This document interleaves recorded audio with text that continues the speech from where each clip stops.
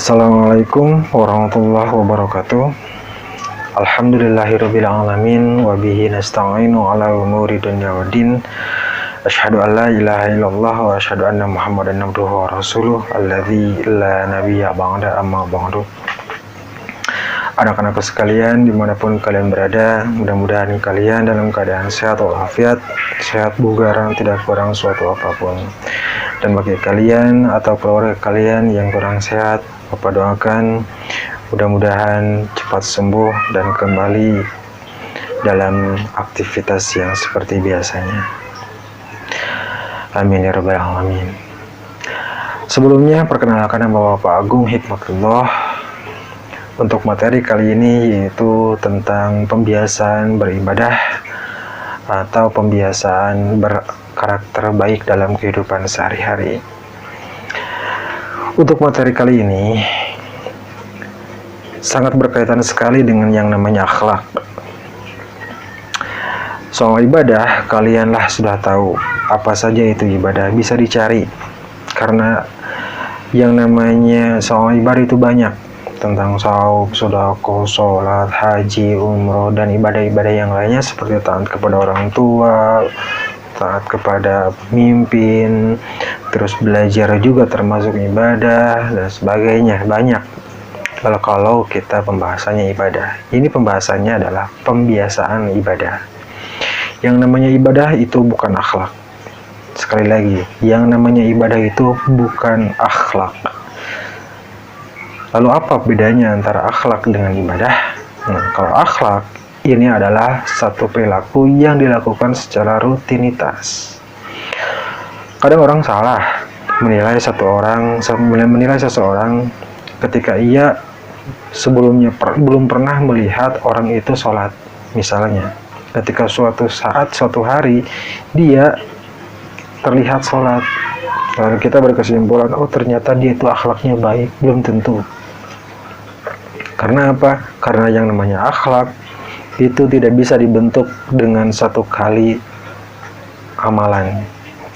Tapi justru untuk amalan itu sendiri dilakukan secara rutinitas, maka itu menjadi akhlak. Akhlak itu seperti pola kehidupan, pola hidup atau gaya hidup.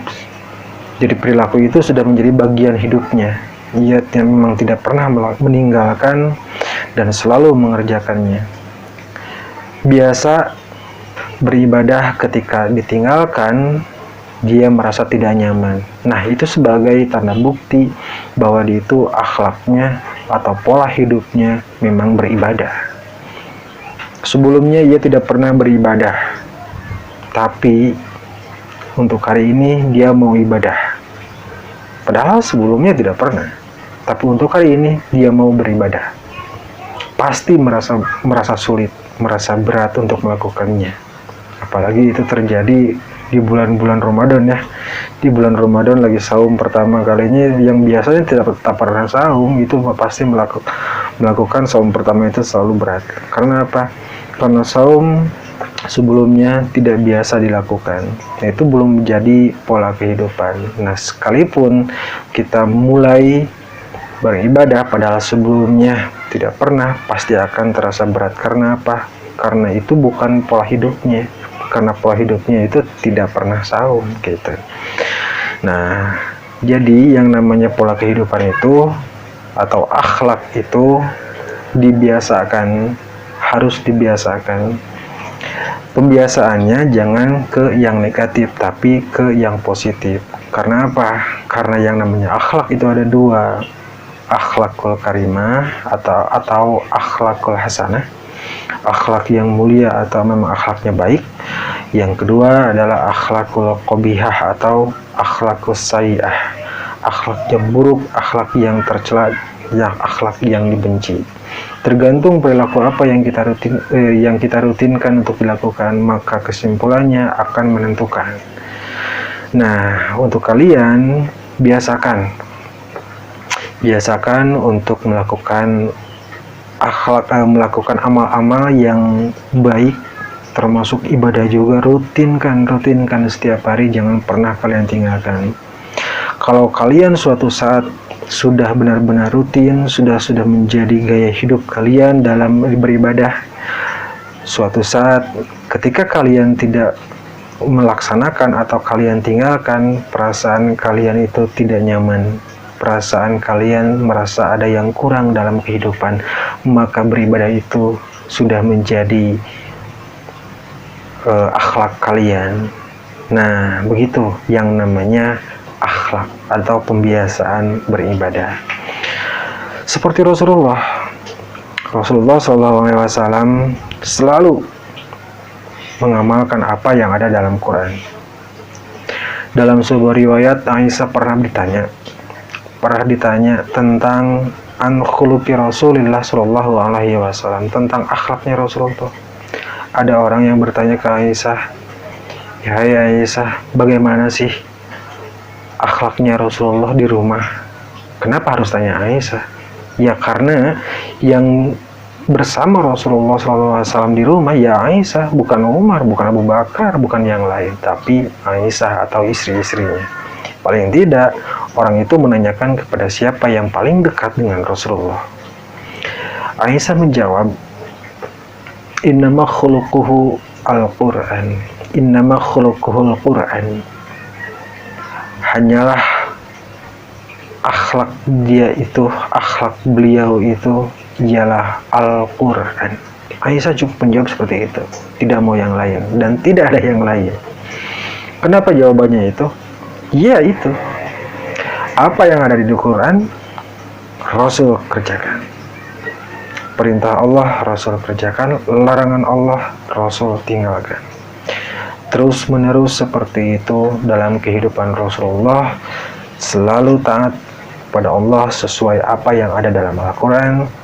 Maka akhlak Rasulullah terbentuk sesuai Al-Quran, sesuai firman Allah Subhanahu wa Ta'ala. Gaya hidup Rasulullah tidak punya gaya yang lain, gayanya gaya Al-Quran. Gitu. Nah, kalian juga harus seperti itu.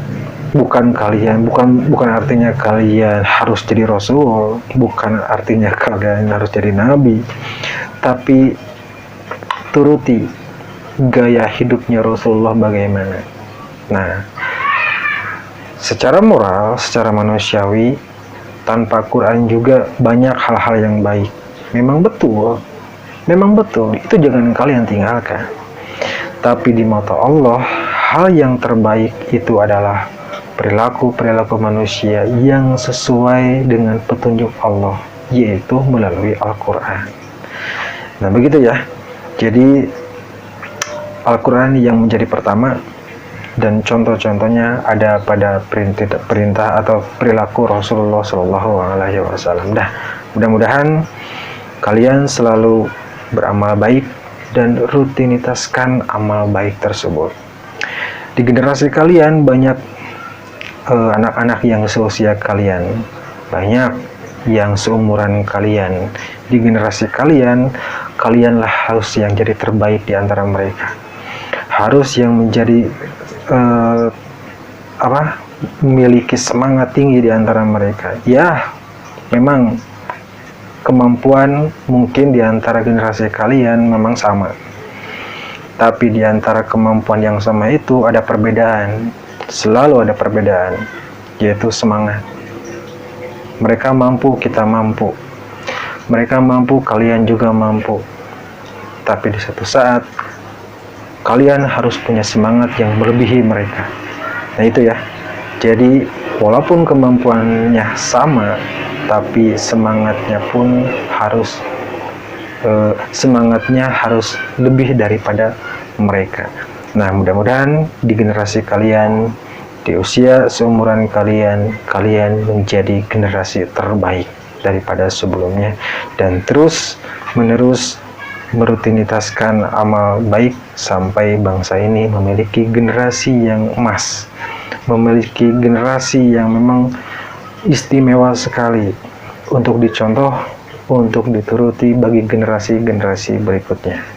Nah, mudah-mudahan apa yang Bapak sampaikan untuk materi kali ini ada manfaat untuk kalian, ada ilmu, ada bekal untuk kehidupan kalian selanjutnya, dan tetap semangat, tetap jaga kesehatan, tetap ingat 3P.